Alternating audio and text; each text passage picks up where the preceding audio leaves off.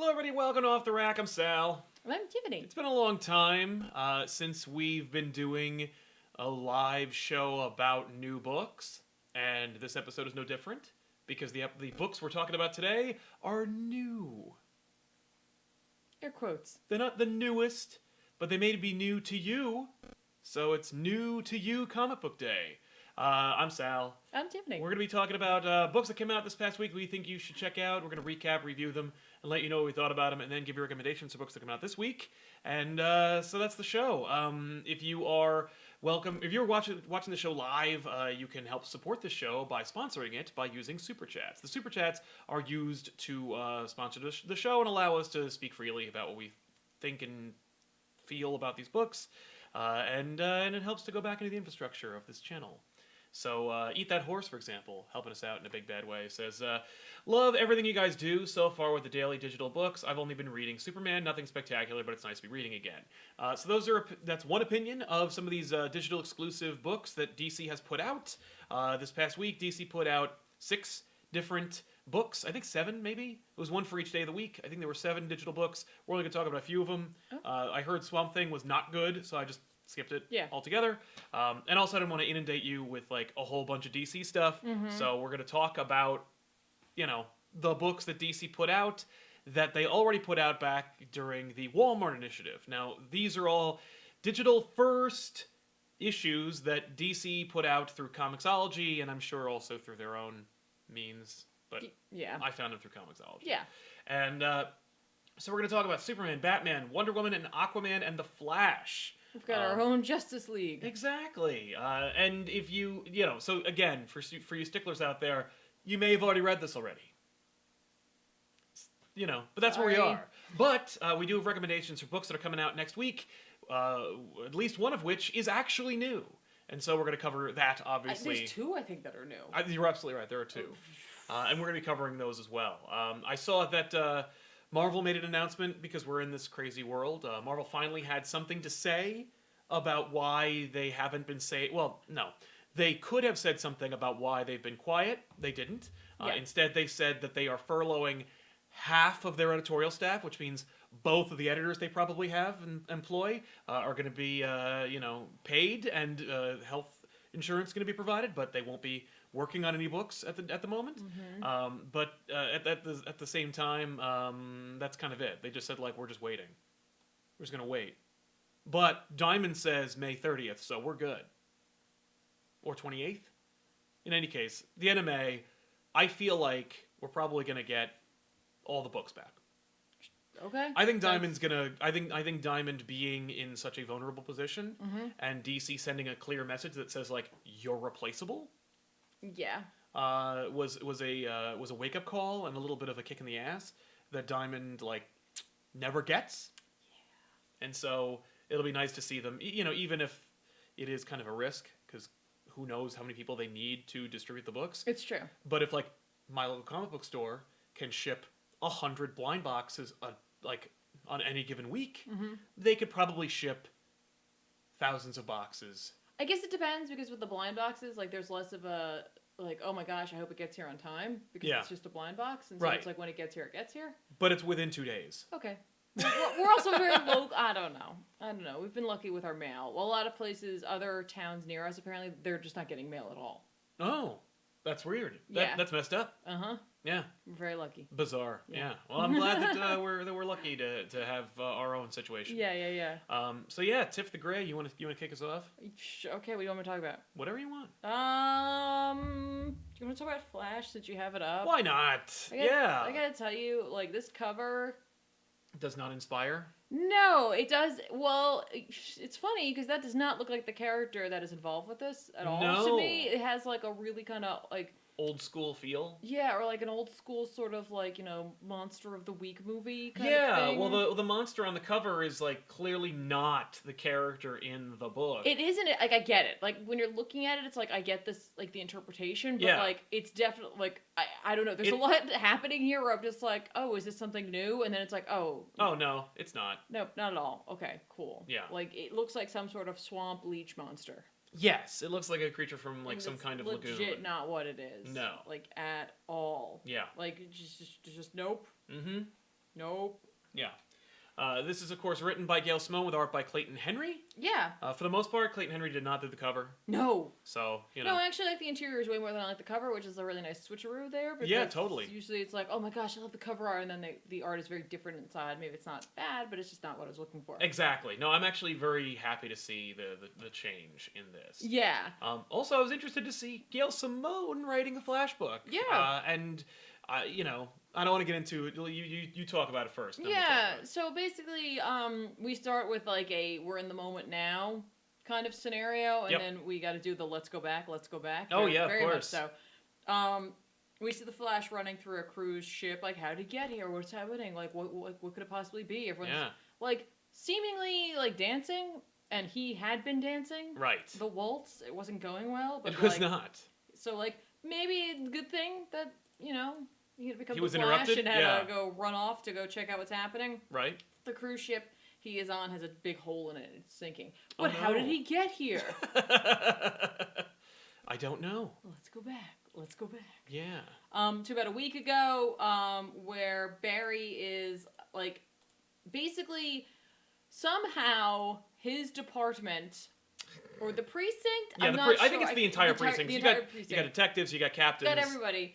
They have this like timeshare with a cruise line where like everybody gets like to take a 2-day trip on this like 2-day cruise thing. Yes. Where it's like they get a gigantic cruise and then for 2 days you are on it and then you come back home. Right. And that's it.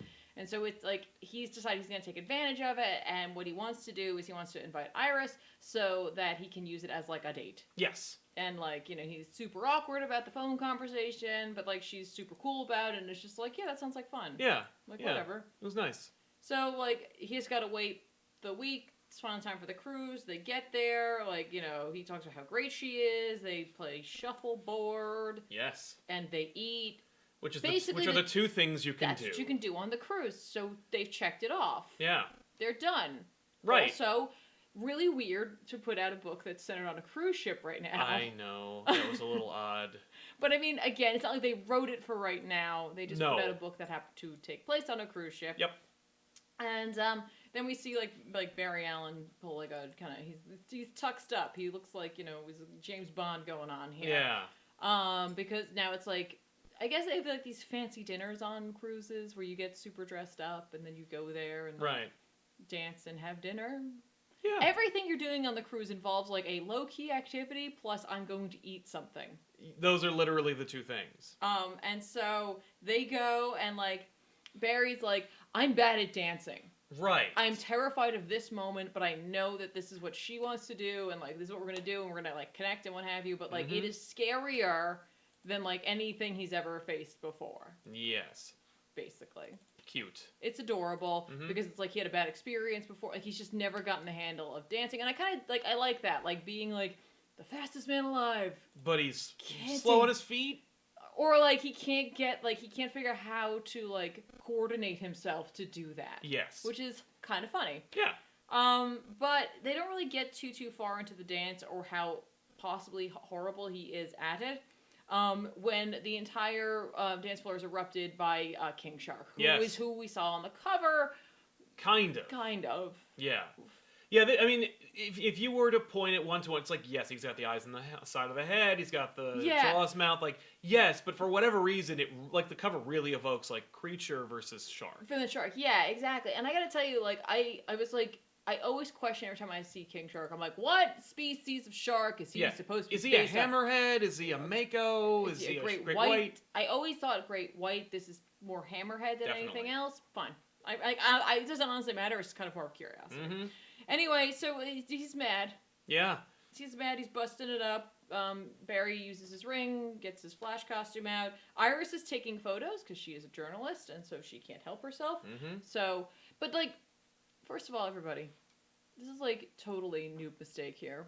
She uses her cell phone to take a photo, and she's got the Flash on.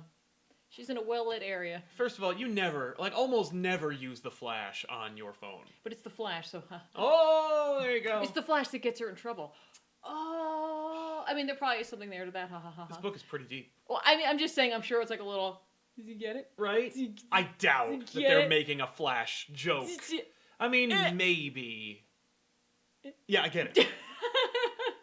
Anyway, King Shark grabs her and he's gonna potentially eat her. Sure. Yeah, he implies. He threatens some sort of snacking might or may not happen. Yes. The Flash comes in, starts beating the hell out of him, but it doesn't work because he's a shark and he's like 85% cartilage or whatever. So he's just like, I don't feel this, man. This doesn't mean anything to me. And he's like, okay.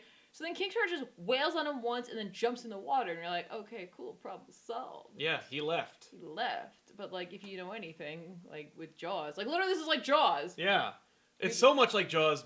Barry references He does Jaws. he's not really, it's not exact, it's he not just at says all, not Jaws. It's not at all like Jaws. No, it's nothing like Jaws. It's not like after he leaves, then everyone joins in a fun, like, telling of stories where one person brings down the whole room by having, like, a mic drop moment about, like, you know, this horrific story that they went through, and then they all join in a rousing sea shanty. No, that does not happen here. No. Instead, King Shark jumps in the water, and then he blasts a hole in the side of the boat. Right. And now Barry's like, okay, I don't really know how my flash powers are going to work to fix a hole in a boat. But he doesn't really have time to figure that out before King Shark grabs him and pulls him underwater, which is interesting because he's just like, now what are you going to do, kid? Yeah.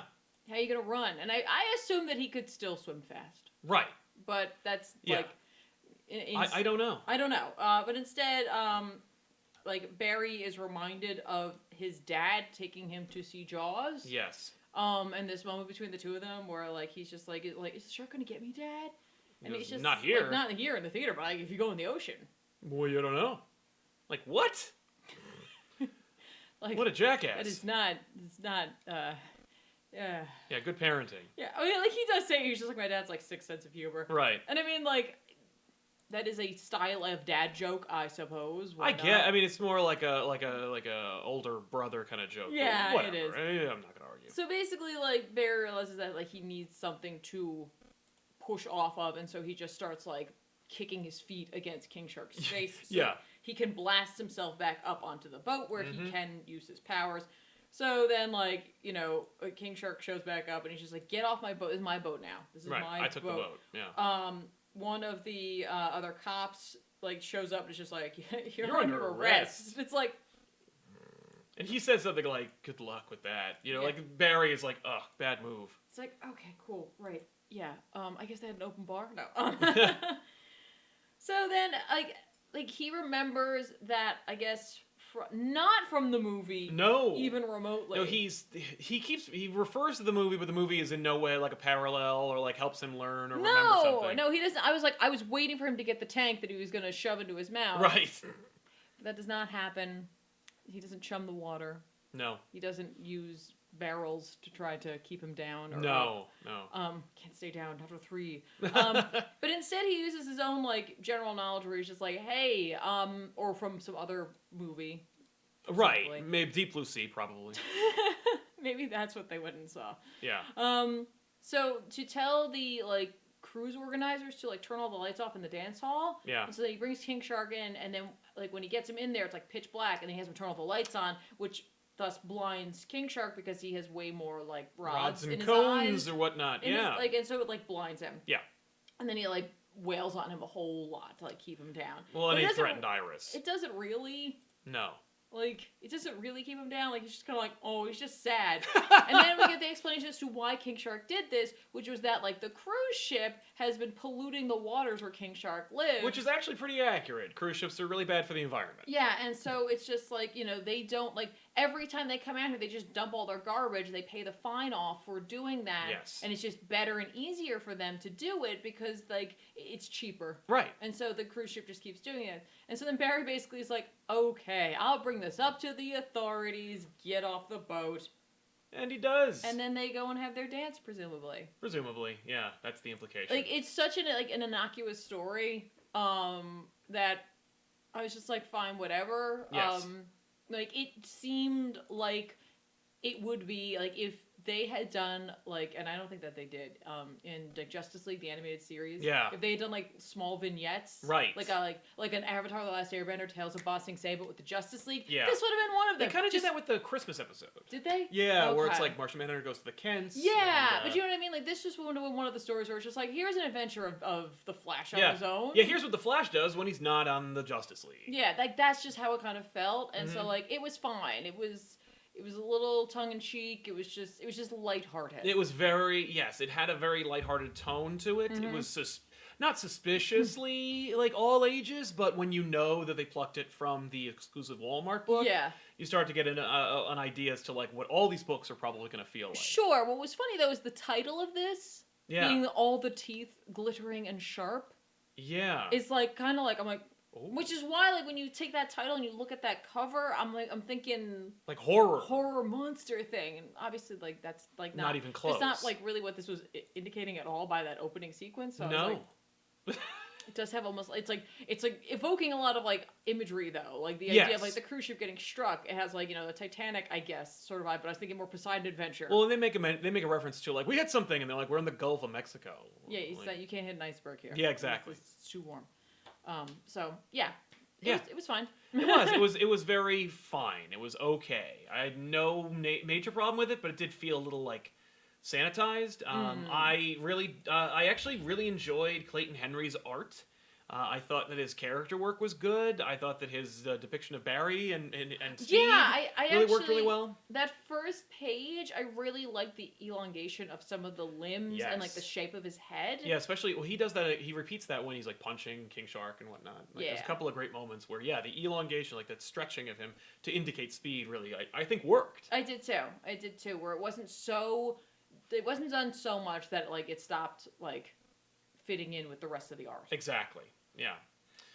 Similarly, I read Superman Man of Tomorrow by Venditti and Pelletier, depending. Okay. This was, again, part of the Walmart series. It is like The Flash, a solo adventure, or like kind of a one-shot. Like, here's an adventure with Superman dealing with a classic Superman villain, and then saving the day at the end. Ultimately, it's really well drawn, and it has some pretty good writing in it. Venditti understands the characters, and he portrays them as best he can in a very understandable way. Yeah.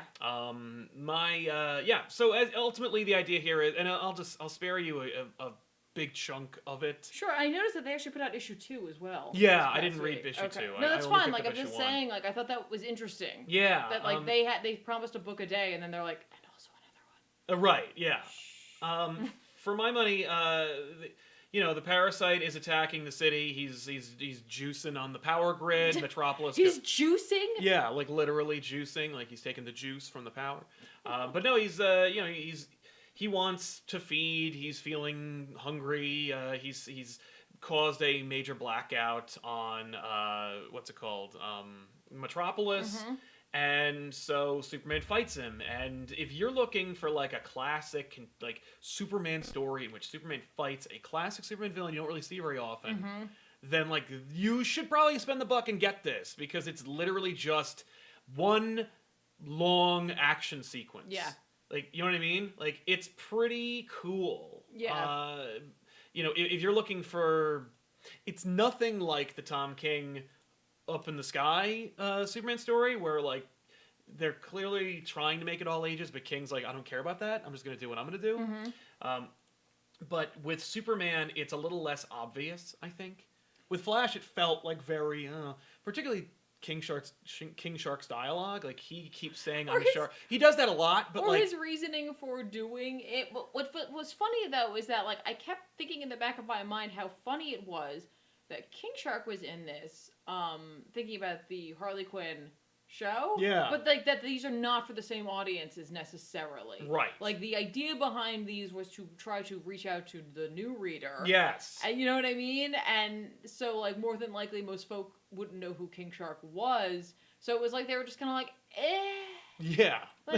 Well, how am I going to sell a King Shark on you? It kind of feels with some of these that they're just trying to be give you what the average person thinks a character might be. That's kind of what the Superman book is, where it's like you get, for the price of this book, you get Superman, Jimmy, Lois, Perry, and Lex Luthor, and the Parasite. Right. Like, you get the menagerie of Superman characters that you should probably know everyone from.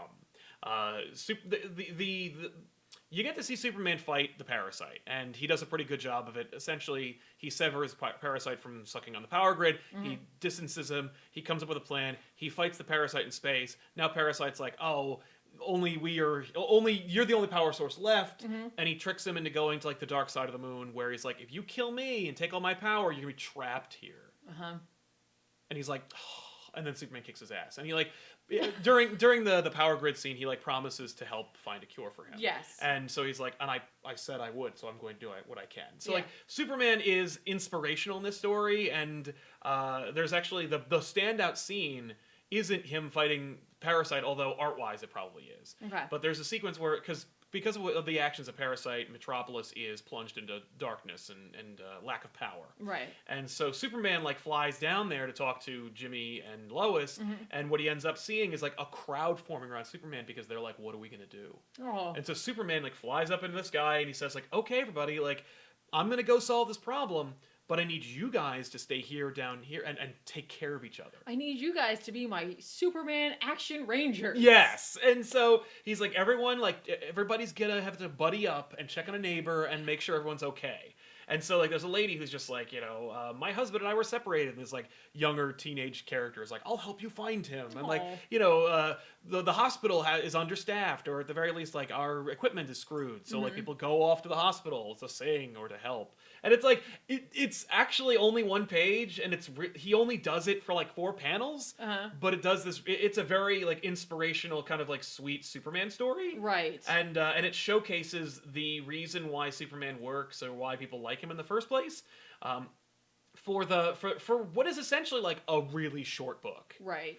You get Superman fighting Parasite multiple times. You get some really great art that showcases those fights. You get Superman being inspirational and inspiring the city that he protects. You get Lois and Jimmy actually having a fun interplay, and you get Clark as a husband and like a partner with Lois, because the two of them have this like conversation where they're gonna hit the midnight oil, and he's like, well, I guess we're gonna be eating from the vending machine tonight. And I remember being like, why don't you just fly to Taiwan and get food? Like, what's wrong with you? Yeah. You don't have to have the vending machine. But it's just kind of a cute interplay moment. Right. But then Superman, like, the power goes out. He goes up to the roof, and Lois is up there. And he's like, I gotta go. And she's like, well, I wish you wouldn't throw your clothes away. Because that's the biggest expense for us, is replacing all of your suits. They're suits you wear to work. And so he gives them to her. Yeah. And then she holds them, and then Perry and Jimmy run up to the roof like, where's Clark? And she goes, ugh, and just dumps the clothes off the side of the building like, damn it, I had to spend more money on these suits. And it's cute. And Superman needs to have a conversation with Peter. Yes. Yeah, well, he doesn't have webbing. Really, Superman just needs to find a good stash. Or get a backpack. Yeah, it would really kind of like cramp Superman's style, I think. So Superman... he can stow it. Yeah. But I love it because of the inspirational moment. That's what Lois decides to focus on. Right. So that's the human interest story headline. Yeah. And Perry's like, Superman fought the Parasite, and you're focusing on like the people helping each other. Yeah. Like, lame. And she's like, I'll quit. And he's like, nah. And then the story wraps up with Lex calling in Mercy, who I don't even know if she's in the book anymore. Like, I don't know if she's been in a Superman book in forever, but this book came out a year ago. You know what I mean? So who knows or cares? But he needed a person to talk at, because it couldn't all be done in thought balloons. Where he's like, hey, how come I'm seeing this, but I'm not seeing an article about how like LexCorp provided all these like things for the, how like we provided generators for the power grid. Like, we're back on our feet within like 2 days. Without me and my finances, we would have been back on our feet like in a week or two. Yeah. Like, how come there's no there's no story about me being a philanthropist and great? And she's like, I'll call the planet, I guess. And he's like, you do that. Screw Superman. They didn't even write about Superman. No, but Superman inspired everybody. Them. Yeah. because it's a human interest piece, not like a you're great piece. Yeah, Just it's not a puff get piece. over I it, know, but it was a really fun story. Like you could feel like the kind of like all agesness of it. Yeah, But it didn't like ring too bad. Like it didn't smell too bad. right. The mercy thing also makes me think that they're like maybe trying to recapture folk who only knew of these characters via cartoons. Yeah. And like maybe never went into comics after that. Exactly. If you pick this up, you'd be like, oh, I know these people. Yeah, exactly. I'll go jump into comics, and this is totally what I'm going to read. Oh no, what is happening? Yeah, I don't know anybody in this book. Who's Robinson Good? But yeah, Venditti actually like really gets the characters, does a nice job. Pelletier is like the kind of like standout. The art is like classic. Mm-hmm. It has like an Ivan Rice kind of feel to it, but it still manages to work. You know, like Parasite is gross. Yeah. In a great way. Yeah. And it works. Man of Tomorrow. Good title. I remember when that used to be a book. Yeah. And I think it really worked. Like ultimately for a buck, you could do much worse. Oh, sure. And it was a really fun story. I gotta tell you, cute. if you put Parasite in a book, you know the only thing I'm gonna be thinking about is All Star. Right. And how horrifically gross he is. Yeah. Yeah. That's it. Like I'm just like he does do that. Like when he absorbs Superman, he gets bigger, but not like a Yeah. big scary gross balloon full of offal. Like it's just like he's just scary looking. He looks more like Leechman from X-Files, but also gets big. It's not like in All-Star where he's horrible. You also have to blame Frank Quitely for that art though. Frank Quitely really infuses the gross into it. I'm blaming you right now. I know, but listen. Hive says, what are your thoughts on John Hickman's X-Men? Well, if you haven't already seen it, we have a 2.5-hour episode of Back Issues where Tiffany and I kind of break down House of X and Powers of 10. And ultimately, I think it's a great direction that has slowed significantly, even before the comics slow down. Yeah. I think that, like, you know, the only reason why people are even really enjoying the main stuff is because they know it's going someplace. If this were not like if this were Hickman's first foray into the X-Men, or rather if it was Hickman's first foray into a Marvel title, I think people would be way less forgiving. Yes. I think because I know Benny from Comic Story, like he is like, I hate this book, like I'm so done with it. It's like nothing feels like it's interesting. It's all kind of spinning its wheels. Like I don't care about any of this stuff, and it's like, yeah, that's how I felt with the Avengers. But I also would have been like rewarded. I don't know. Like this is my kind of story, so Yeah. like I'm okay. I mean, the last couple of issues I've kind of been like, what are we doing? Yeah. But I'm still interested because I guess I have faith. That's the so thing. let's just see if he screws up that. Yeah, I'm looking forward belief. to the event that it's coming out of, but I also think I've enjoyed more than I have not, but I've also deliberately skipped titles, and I've really pared it down. Like, I think I'm only on X-Men at this point. Kenneth Dowling, hello, good people. Hello to you too, Kenneth. Hi. I'm enjoying my day off work. Don't want to deal with all that BS. Glad to catch you two talking comics. Love the hat, Tiffany. Thank you. I was only gonna wear this for the first few minutes, and then I was like, I'm comfy. Yeah. It matches my shirt. You've worn that shirt or that hat more now than you ever have before. Really? Yeah. Oh. Like like right now? Yeah, like for the longest period of time in your life. Yeah, this is it. It's happening right now. Yeah, and you've had it for like a year or two. I know. 2 years. I just saw it sitting over there. I was inspired. Yeah, well, I was inspired it's by never gonna move on a by shelf. being gray. Yeah. TB says, just wanted to say thank you for all the great content you all have been bringing us for the past few weeks. From At Home Comic Con to Bendis to good old discussions on Elseworlds, Back Issues, and GBU. Thanks so much. Thank you, TB, for the very kind Thank you. reference. We really appreciate it, man. We're trying. You know, it's a lot of fun working this much. I enjoy it. I do, too. Yeah. I'm enjoying being involved with more right now. Yeah, I like having you involved with more. It's more fun. I'd like to have you actually host an Elseworlds by yourself a couple times while we, as we go. While we still can. Yeah, while we still can. That's the thing. Mr. Supertastic, hey Sal, hey Tiffany, did you read the old Joker Going Sane story, the 5-issue Batman Legends of the Dark Knight? I think you mentioned it in the Back Issues and was wondering if you liked it. Yes, it's written by J.M. DeMatteis. Yeah, I really enjoy it. I don't think we even have it. Are there weird deep dives in it? Or is he like focused on something? He's focused on Joker. It's really cool. Okay, makes sense. I would recommend it. I don't want to spoil a thing about it, but okay. I do enjoy it. But yeah, he gets into the emotional core of the character. Okay. Martin Archuleta, just here to push Matthew McConaughey, Dr. Doom one more time. It's never going to happen, man. I'm sorry, Martin. Matthew McConaughey as Dr. Doom is not going to work. I don't like it. No, I don't agree with you. I don't want that either. I also, alright, don't at me. I don't like Matthew McConaughey. I love Matthew McConaughey. I'm sure he's a fine person. I have no idea. I don't know. Yeah. There's something. I want him to be Green Goblin. I want him to be Norman Osborn. I think he'd be great. Could he be Hobgoblin? Yeah, he could be a pretty baller Hobgoblin. Right. If he was like Kingsley, I think I'd be okay with that. Yeah. Ollie Roger saw King Shark and wanted to hear Sal's best Quint impression of lifeless eyes, black-eyed, like a doll's eyes. Yay, it's great. It's a great impression. Thanks. Yeah. It's a lot of fun. But yay, King Shark. He doesn't even say that. No, there's no reference to it. He just says, I saw that movie that you know. Yeah, until they roll over. Yeah, until they roll over white, until he bites you. Or Infernal Disdain says those hits should have hurt King Shark. Super speed should make it easy, even if he's only supersonic. Also, it should have been Waterworld instead of Jaws, if only for the back issues callback. He does hurt him later, and I don't. For the life of me, I don't know why it hurts more later than it does. Because he's using a thing, like he's using like one of the velvet rope style holder things. I assume that's what it is. Yeah. He should have punched him in the nose, disoriented him. Yes, or flipped him over, had him go into whatever that shock is. Yeah. Yeah. Just flip him over. And rub his tummy. And then rub his tummy. Artist FKA. Don't do that. We don't recommend that. Yeah. In the off chance you encounter a shark, you should do that though. You should touch it on the nose. Although punch it. I don't recommend. Or shove your hands. I'm not going to say we're not experts on anything. No. Nope. That's evident.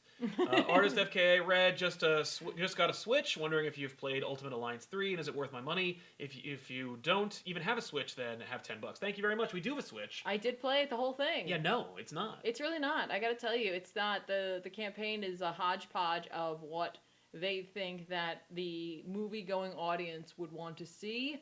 And so maybe there's a couple of deep dives here and there, but I was pretty disappointed. And you had to wait for all the DLC to actually get a bulk of the characters, and I just never honestly returned to it after that, unfortunately.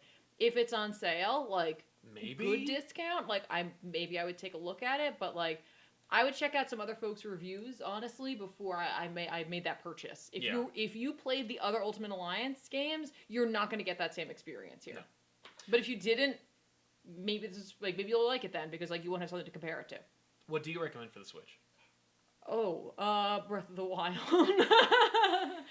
Smash Brothers. Any of the Mario games, obviously, are really fantastic. I think you could get Doom on there now. There's a whole lot of games you can get. Call of Duty did really well. Yep. I don't play Animal Crossing, so I got nothing for you there. And also check out the marketplace itself. You can get a lot of cheap games there sometimes. Some really great sales on some stuff that if you have local co-op buddies social distanced with you, you can play that with them. We got a ridiculous game for a penny that was called Conduct Together. Yes. Which seemed initially really simple, and Ethan was getting really mad at it. Yeah, it was great. Conduct Together was a penny. Penny. Alexander Youngman says, hey, Sal and Tiff, I just came out with my comic, Cutman, with Action Lab, and it's thanks to you guys. Aww. My love of comics was made. I hope all is well. All is well. Awesome. Congratulations, Alexander. There's nothing better than holding your own book. Congratulations on that. Cutman, Action Lab Entertainment. Check it out. Love that. Stephen W. Fothery says, sorry, I missed the top of the video, and you might have explained this already, but when did these new DC Digitals appear in print? Is this the Walmart stuff? It is. It's the Walmart stuff. Mm-hmm. So it's technically never been collected as individual issues. It's only been in the Walmart books. Right.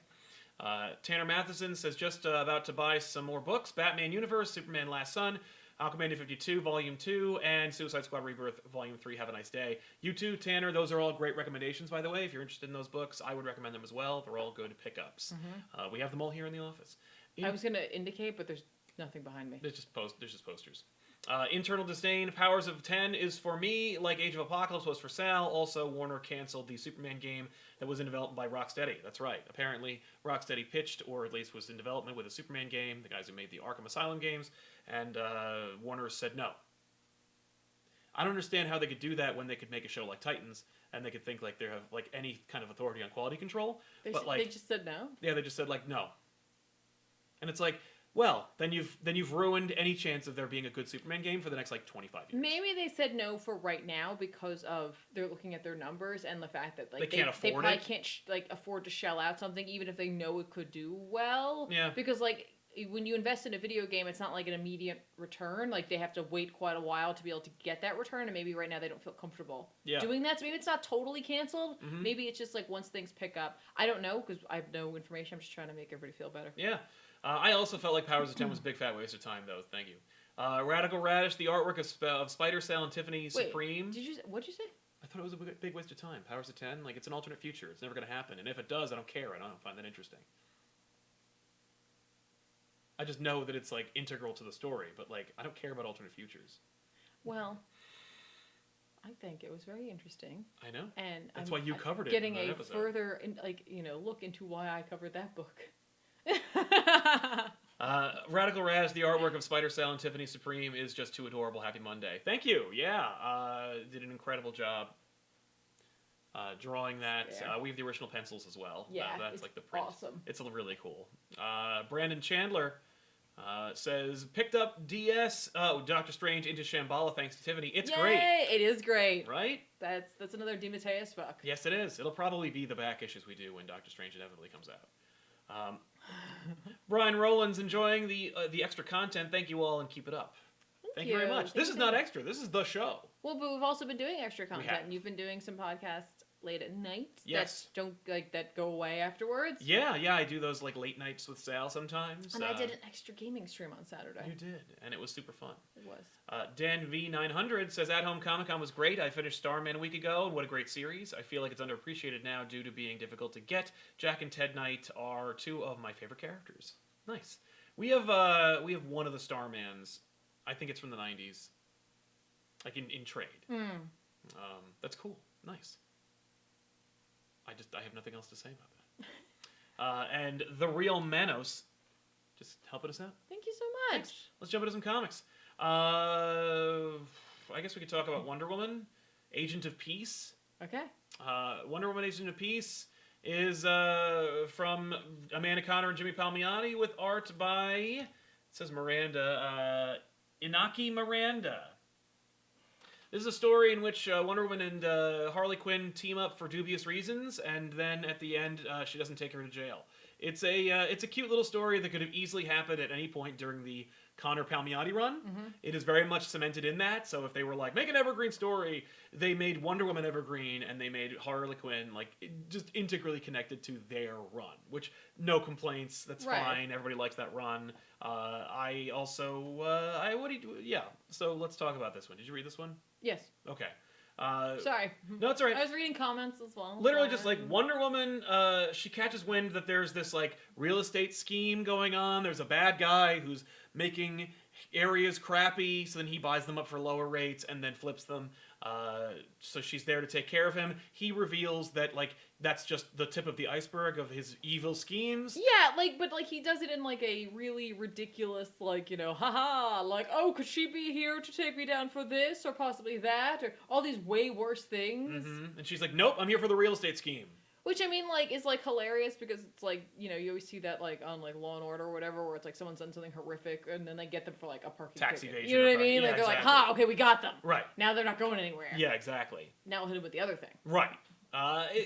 Ultimately, Wonder Woman acts like someone else. Like, she acts like a brand new version of Wonder Woman. Like, she has no context for the rest of the world. Like, she acts like a combination of, like... Movie Wonder Woman and, like, just Wonder Woman. You know what I mean? Like, and again... That's possibly what the mandate was, where it was like, we're trying to get the movie folks in. We're trying to get the people who watch, like, whatever. You know what I mean? Yeah. Like, but she's very much like Thor in the movie, where she's just like, I'm new here. Like, what is this? I shall pose for a selfie. Yeah, like, there is that element, for sure. Yeah. The whole lead up to her, like, facing off against the main bad guy, and then it being revealed the main bad guy was in the building, but he was renting it, and he's going to demolish it so he can own the real estate from that too. So when she gets to the room and then blows up the entire building, was pretty lame. Yeah, and it's funny because there's a panel here where she talks about that was there something in the explosives that he used feel weird. And then she just has some water and like it's not brought back up. It's true. That's exactly what happens. And I'm like, oh, okay. Yeah, like was there? Or like maybe they ground up bones from some kind of like serpentine god. But no, yeah, the building blows up and then she's just like, what was in that? Yeah. Were there toxins in the building and those explosives? Who knows? And then she just has water. Yeah. Yeah, and like maybe that's just like she's never been in an explosion like that, and so like she's just reacting to that in general. That'd be Such a fair. horrific event. She literally just experienced like the equivalent of like a 9/11 attack. Like an entire skyscraper collapses. Yeah, and so like, then, maybe like, that is what it is. But I was like, oh, is there something more to Well, this? I'm saying, but there's no reaction from like the general population, including the water vendor, who's just kind of like, "Here's your free water, ma'am." Yeah. Well, he like He must be in shock. possibly. But I don't know. yeah, so then she she catches wind from his monologuing that like he's interested in a piece of land that Harley Quinn owns in Coney Island. So then Wonder Woman goes to team up with Harley Quinn. Yep. And Harley makes a funny comment, which I'm like, what the hell? Where she's like, if he just called me, he could have bought it from me. I don't care. Yeah. And I'm like, yeah, I guess he could have done that. Like, don't reveal your own loose threads. But anyway. Well, maybe he did. Okay, to be fair, if you knew that the building was owned by Harley Quinn, I would just leave it alone. Yeah, you did leave it alone, or you would do the plan that you want it that badly. Finally, Yeah. I guess you do what he does, which is like to send Hire. 4 assassins after her. Yes. But it's like, yeah, I mean, I don't think I would immediately jump to the idea of offering her money. No, probably. Well, I might have. I mean, but I might also be worried about getting killed. Yeah. Anyway, Send so somebody else. So Harley and Wonder Woman like go on a couple of like fun little adventures where like Harley wants to go eat. They get attacked by a waitress who's actually one of the assassins. They interrogate the assassin, and they do this 3 times. Like rinse and repeat. Like they encounter an assassin clandestinely. The assassin tells them where the next assassin's going to be, so they go there and then they fight the next assassin. Each assassin has a fun little shtick. There's one sequence in which like an assassin attacks them with like, I don't know if they're sentient or not, but like they're monsters that come out of little balls in You a mean police. Red Ball? Yeah, red ball. Thank you. But they attack them in a police precinct, and I thought like there's like a running gag where like no one believes it's really Wonder Woman. Yeah. And then when they say like, "Are you really the Harley Quinn character?" and she's like, "Yeah, that's me," and she's in a police precinct, I thought they were gonna try to arrest her. Yeah. But they don't. They just let her leave. And then, Again, maybe. movie. No, I was gonna say, well, possibly that, but I was also like, maybe you know better. Like, no cop's like gonna be the guy who's like, I'll arrest. I'll her. arrest her. Well, Wonder Woman's there. I would assume she would be like. That's true. She would help me out. Right, I guess. But yeah, so they go. Eventually, the villain tries to make his way out of there by escaping via private plane. Well, it's not a private plane. Mm-hmm. I think it's like an actual full on. It is drawn to be a real commercial airliner, but on the inside. It kind of looks like a jet. It looks a little shorter, especially the tail. There's a lot of windows though. Okay. Yeah. I don't know, but in any case. Harley and Wonder Woman are on the tarmac with the bazooka, which, like, Wonder Woman says, I told you not to bring the bazooka, but, like, clearly she brought it with her. Like, it's a rocket I launcher. know. Yeah, I just use that word interchangeably. I know. But, like, literally, like, I told you not to bring it, but you would have had it anyway. Like, I don't know. Anyway, so they threaten to blow them up, so the bad guy just says take off. They do. It's a good thing she brought the rocket launcher, because then she shoots it down. They don't die. Wonder Woman goes in and gets them out of there. Right. This was like the biggest waste of $1 for me. It was just so like the art also was I feel bad because I love Amanda Connor's art. So whenever Amanda Connor does like a cover for one of her books, I'm always disappointed it's not her art inside. Mm-hmm. So, and for this, that was very evident. Like where I'm like, the art's fine. It's serviceable. It does the job. It's inconsistent, And that's the problem. And like, what's funny is I think they like seemingly were cool with it because they did a better job rendering Harley most of the time than they did anyone else. Yes, but in the if book. it weren't a Harley book, Or if it were a Harley book, I wouldn't be too concerned about it. Yeah, it's just it didn't capture me at all. No. Yeah, this was just like they're all by the numbers, but this was like by the numbers and also bizarre unless you again you recognize who the team is. Yeah, well, it's like because it's like anyone who picks this up is gonna be like, why is Harley Quinn hanging out with Wonder Woman? Right. If you're not aware. Yeah. Who is Psy? What is that all about? If you watch the cartoon, you'd be like, oh, is that the same guy? And it's like, yeah, that's a character they invented for the run. But, like, who is that? Yeah. What's the reference to that? And it's just, yeah. It's actually the reason why I wasn't a big fan of the Harley Quinn book. Because that was the tone of it, where you're like, what? I don't mind, like, what? But, like, this wasn't a Harley Quinn book. This was a Wonder Woman book. That's the worst part. That's the problem for me. And it's just not great. Like I said, it just was like, I was like, okay, cool. It's very much a pass. Like, I would not recommend it, even for $1. Why don't you tell us more about Aquaman? But before we do, let's jump into some Super Chats. Mr. Supertastic, House of X was great. Powers was not for me, and I'm happy you like the going sane story. It's not flashy, but it might be my favorite Joker story. That's fair. There aren't a lot of great Joker stories out there, so I'm glad you found one. DanV900 says, all of the Starman is on DC Universe, which isn't ideal. I luckily have the original and omnibuses. Speaking of all ages comics, Thor, the Mighty Avenger by Landridge, and Samney is my favorite superhero one. Nice. Samney's great. I would check that out in a heartbeat. Kenneth Dowling says, uncovered Spider Assassin from Spider-Verse, and what if Spidey versus Wolverine, where he's trained by Logan? I would like a mini-series with this character. A Jason Bourne skilled Peter with spider powers going on covert missions. Yeah, I think he died in Spider-Verse, but like, yeah. The What If book is great. It's tragic and interesting, and it goes in a like truly original direction. We have that in the office too. Cool. It's fun.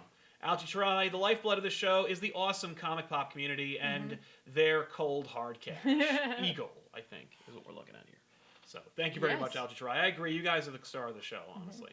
And thankfully, we can make that happen. And Tim M helping us out. Thank you very much, Tim. Thank you. So yeah, you read Aquaman, right? I did deep dives. Yeah, deep dives. Let's take a deep dive. Into Aquaman. Into Aquaman. I don't know where that came from, but you know what, we're there. So the United Nations is convening, and Mera is speaking to them as like an emissary of Atlantis, and also like the ocean. Yeah. Because like a bunch of other reps are there as well, seemingly. Yeah. And like, you know, she's just doing her thing. It's really honestly unimportant as to what is happening there. Yeah. Let's just get that out of your mind right now. Aquaman's just looking on like, she's better at this than me. Right. I'm bored. Yeah, I'm bored. Is anything happening? Gets called from the Justice League. Yeah. Black Manta's tearing shit up. Yeah, exactly. Oh no.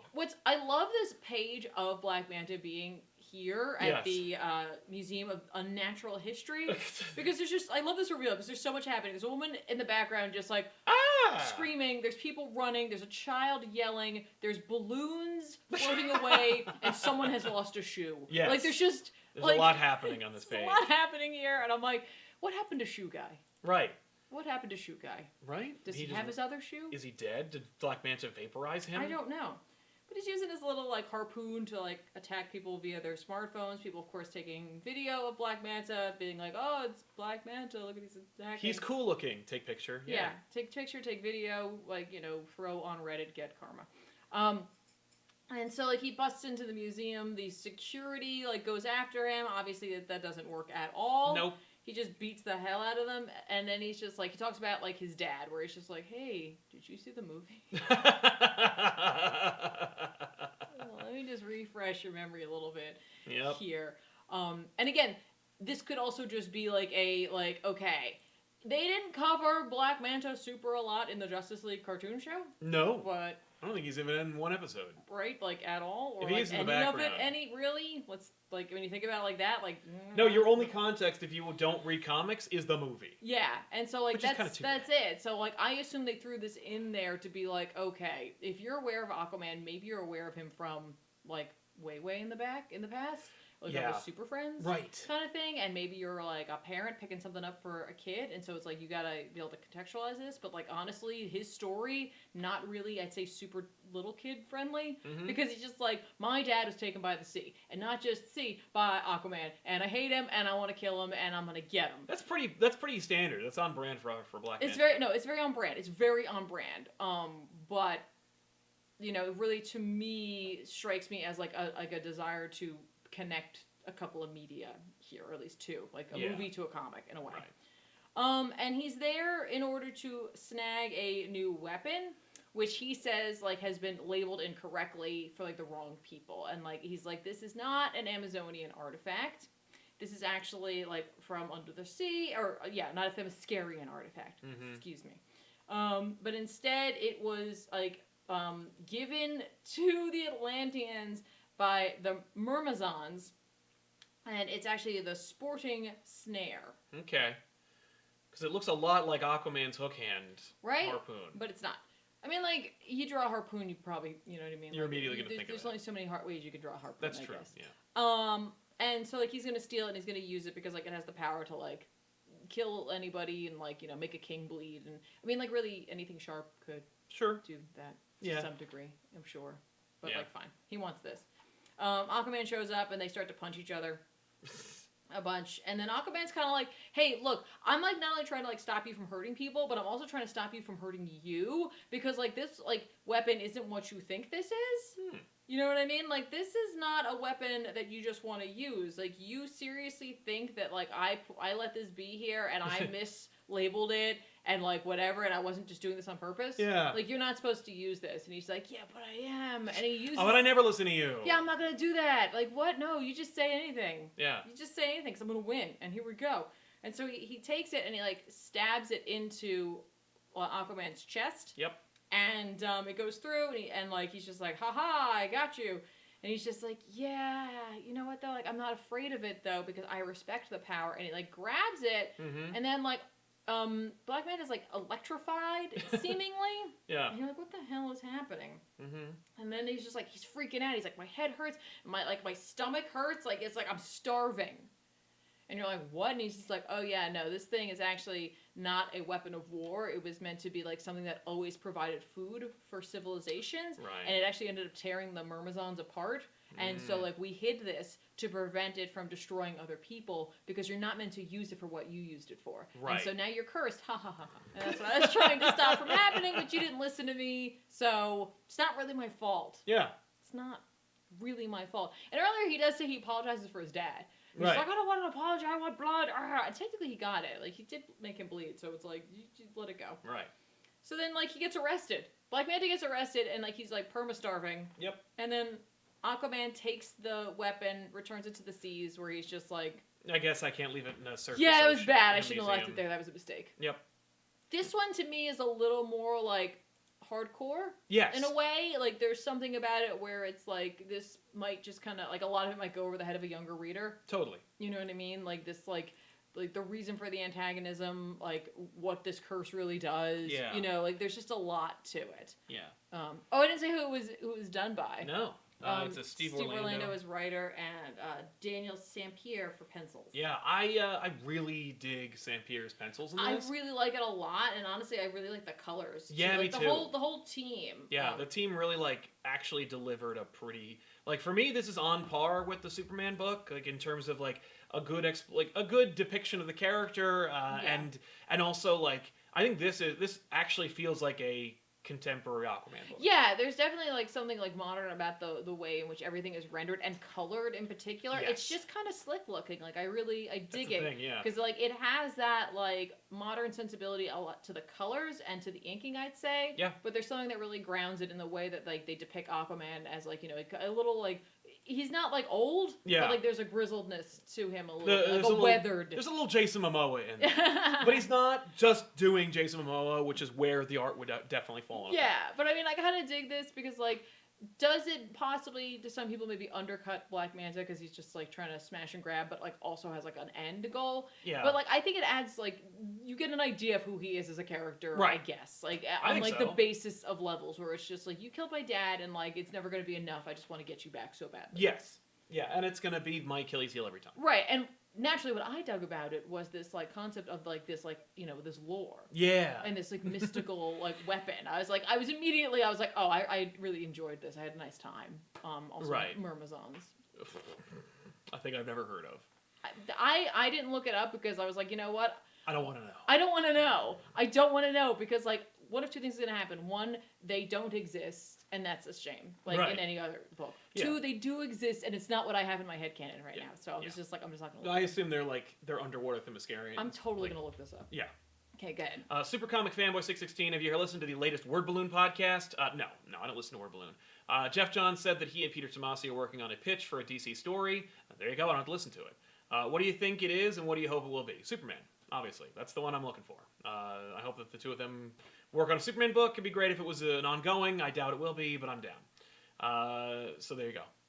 Stephen Fothery, I just read half of Batman Universe on your recommendation. I agree this is better than the Tom King stuff. I just wish Bendis wasn't so Bendis-y.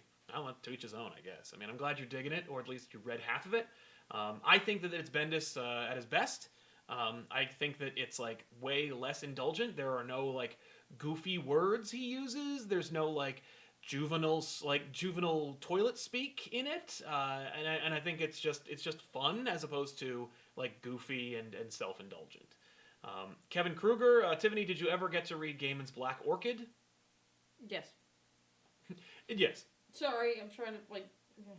Also, Kevin, we did get your package, and we had to open it, unfortunately. But I want to say thank you very much for the incredible things you sent. Thank you. Yeah, Tiffany has her stack of awesome stuff. My sweet stack. My fat stack. Yeah, I'd say. Can I call it? Why that? not? And yeah. So Myrmizons are from the aquatic city of Myrzonia. Queen Clitra is the leader of the Myrmizons, who are enemies of the Red Torpedo. Oh. This is older kind of stuff. Right. So no. Well, there you go. I guess. Okay. I was really like literally like I'm like, yeah, they're like half Amazon, and half Atlantean or something. Yeah. That's my no. Just throw that away. That's what they are now. But yeah, so there's one more book that we're going to talk about before we give you our recommendations, and that's obviously Batman. Hey, Batman Gotham Knights. There's 2 stories at the price of 1. One is called Medal of Honor from Brad Meltzer. The other one is Honor Code from Larry Hama. The Medal of Honor Code. The Medal of Honor Code. Okay, so this is actually kind of like an interesting double-edged sword because it's not just like these were all Walmart books. Yep. But this one in particular is not just a Walmart book. This is also a book that is like tied in with the army. Mm-hmm. Like the first one, Medal of Honor, was in partnership with the National Medal of Honor Museum, mm-hmm. and the second one is like about being an army veteran. Right. So both of them are themed with something that Batman has absolutely zero experience with and knows nothing about.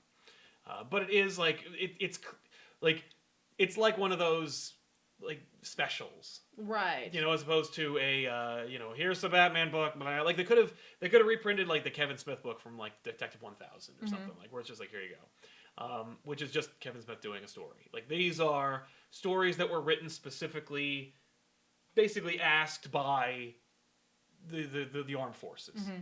And so that's the theming that goes on in this story. The first one, Medal of Honor, is of course written by Brad Meltzer, who wrote Identity Crisis, and it's drawn entirely by Jim Lee. Yeah, it looks really good. It does look really good. It looks as good as Hush does, which was a book from like over a decade ago.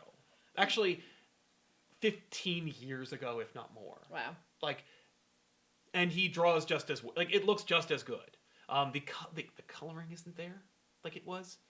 It's still good, but it's not Hush. Okay. But the art's pretty good. So the idea here is that like there's a firefight in the middle of Gotham. Batman stops it. That's the story. Right. And it looks really good. The ongoing monologue is actually not Batman. You think it is, but it's really a soldier being awarded the Medal of Honor. Mm-hmm. And basically, it's like a parallel of heroism and selflessness. Mm-hmm. That's what the book is about. Doesn't Jim get shot? Jim Gordon does get shot. Yeah. Well, he's pinned down, so Batman goes to save him. Right. Like, yeah. But it looks really good. Lee draws classic Batman, trunks and all, kind of blue tones. Mm-hmm. It's a Joker gang, which I think is funny. But yeah, Batman saves Jim Gordon and then stays. Oh, maybe he's okay. He's okay, but he's hurt. Yeah.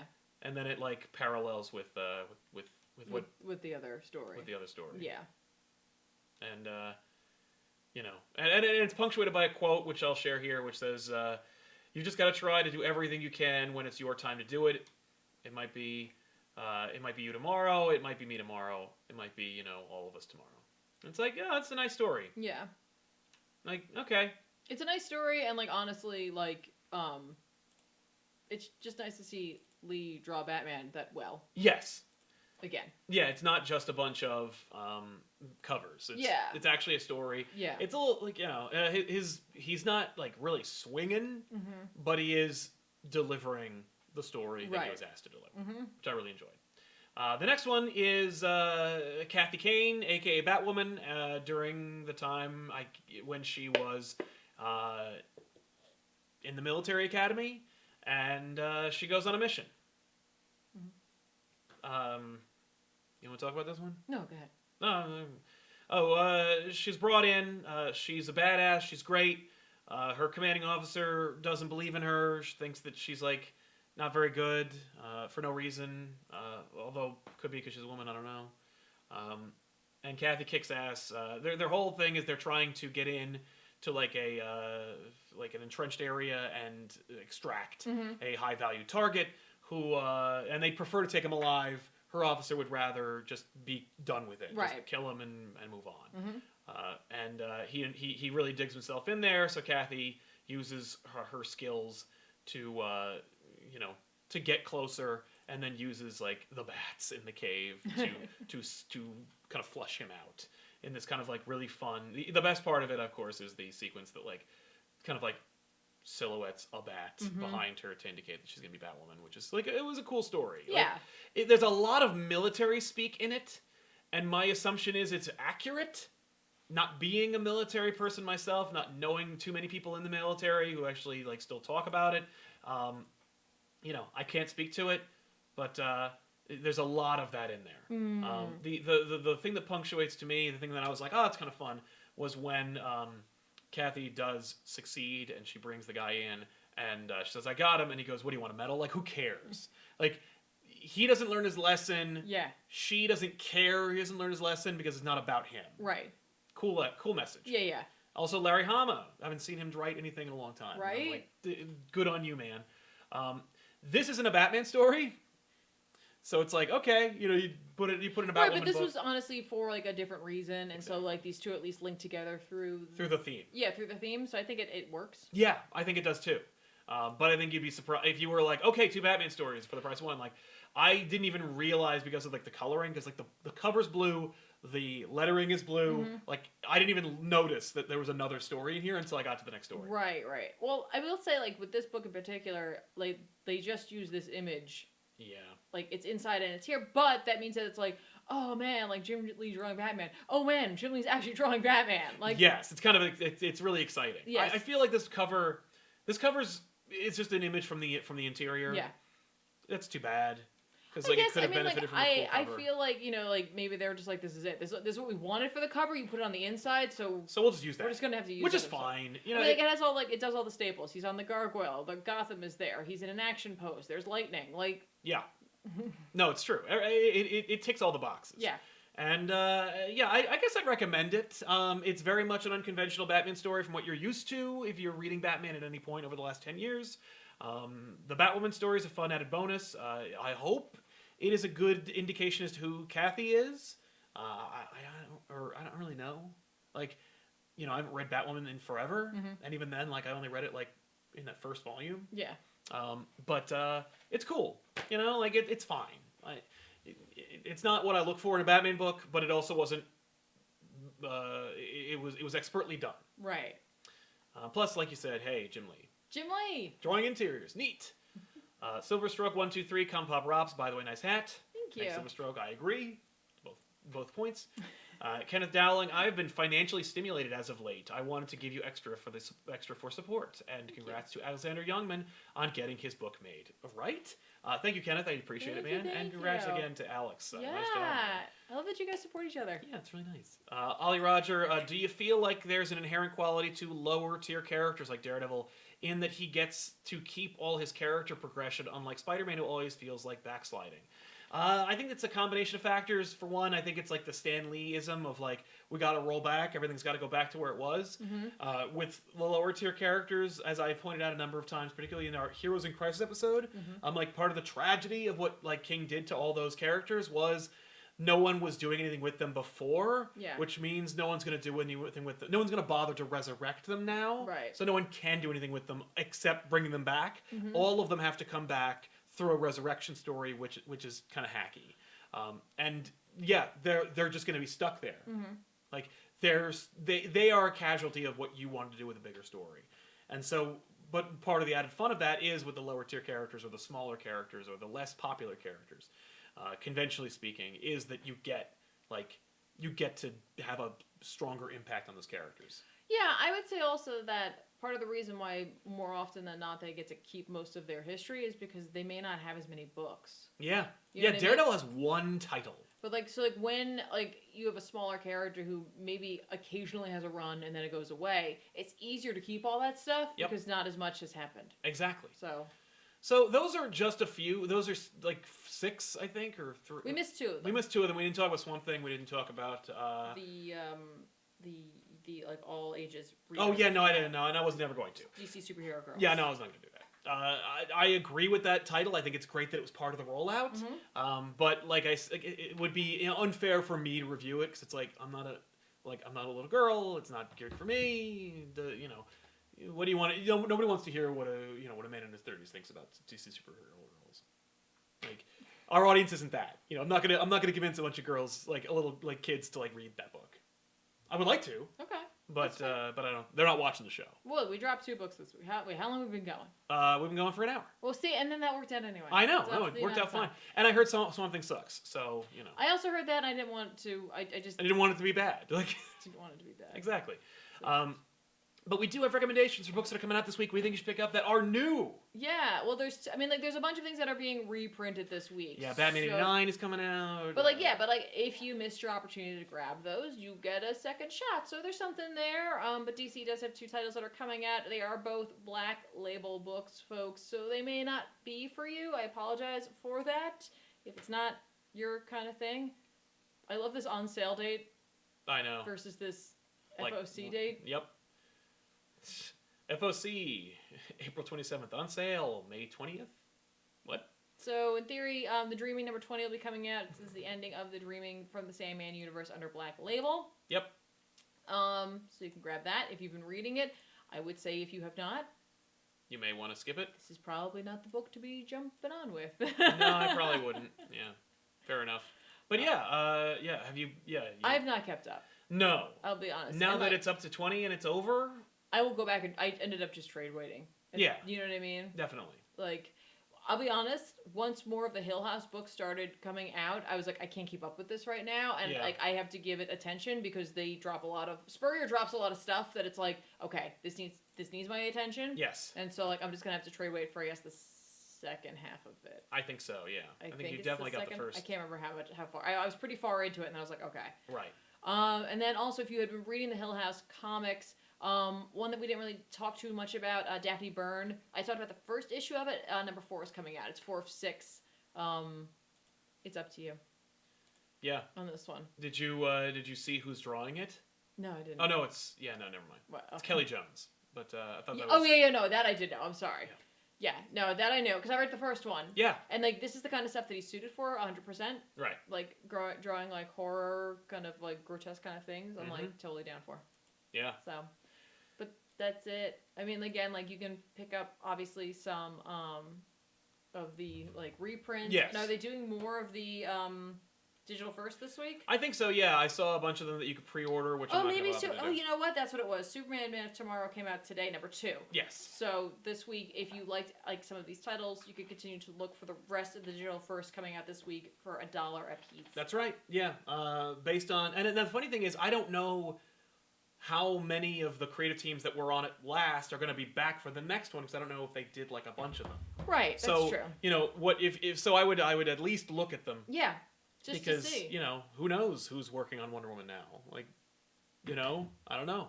But I will be checking out at least the Trinity, if not more, and see what's coming out. I'm gonna check out the Aquaman one because I'm kind of hoping it's them. I would hope it's the same team. Yeah, because they did such a good job. They did a good job. I had fun. They really did. I really enjoyed that. Yeah. I really did. Kevin Kruger says, "Did you hear about the Sandman and Lock and Key crossover?" Stop with this, everybody. I don't know. Maybe I'm just too protective. Yeah, but that's fair. Don't screw up Sandman. Joe Hill's like, I want to play. Then write one. Just do Sandman I want to play in that There's world. a whole universe universe of Sandman books. They're gonna find a key. It opens up a door into like the library. That's exactly what it is. You figured it out. You wrote it. Now what? I guess it depends on which part, which part of the history it's gonna open up into. I'll bet that he doesn't give a shit, and it's Morpheus. Oh, he could. Like, oh, it goes through time too. Yeah. Just because he's like, oh, why is he all white? That's probably Daniel would know. Hall. I don't know who that is. No, I think Joe Hill would know that. I think he'd know that. Maybe he opens the door up and it goes into Destiny's world. We'll hang out with him for a little bit. That's just because you want it to be, because you're like, I don't care what happens to Destiny. Knock yourself out. No, I do. He's an important character. I know. He's an important character. Yeah. And also, he'd be like, very much just like, this is it, huh? This is my garden. Enjoy. I'm just going to read my book over here. Yeah. Don't peek. I will.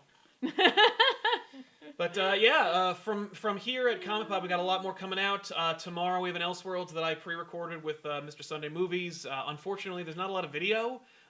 Not because James is afraid of hiding his face. Actually, he was more than happy to share it, but the video sucks. It's all on my part. I'm actually swearing off Skype. Skype is the devil and it's garbage, and I'm dropping it entirely.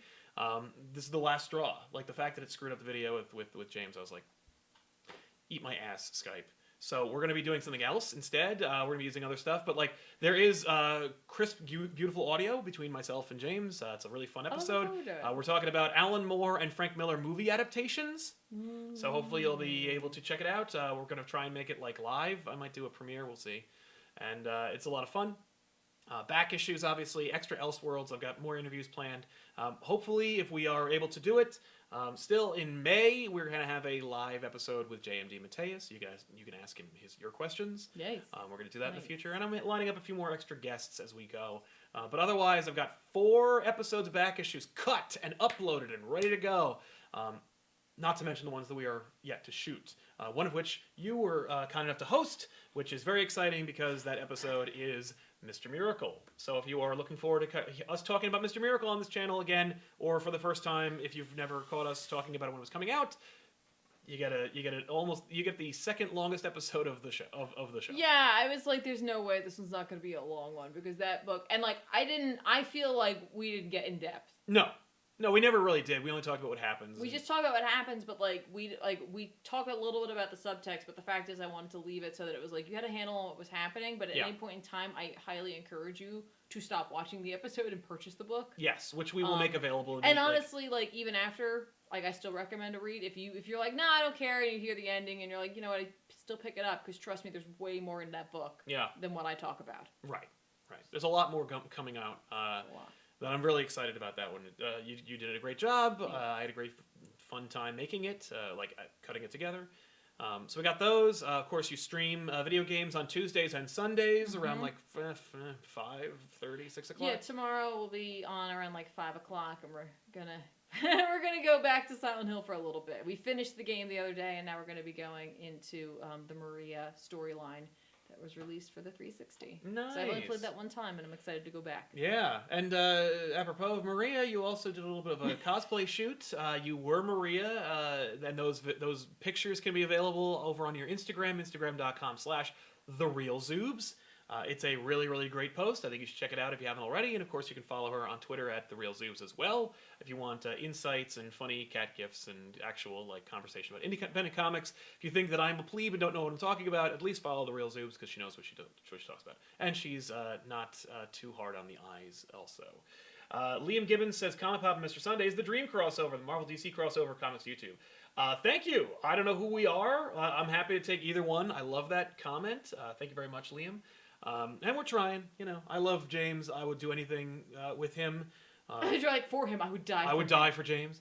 No, but he is great. Like, all right then. He's gonna be very busy. Yeah. Okay. Okay. Weird. Block. That's a weird thing to say. I don't like that. Nice and punch him. Floyd a Jersey and punch him in the face. He's gonna watch this. He's gonna hear your impression. Yeah. Well, I do them. I'm sorry. I'm my father's son when it comes to doing that. But, so thank you so much for hanging out with us. Check all those out. Subscribe if you haven't already, and we'll see you guys next time with a new episode. I'm Sal. I'm Tiffany. So long, everybody. Thanks a lot for watching. Bye, guys. Bye.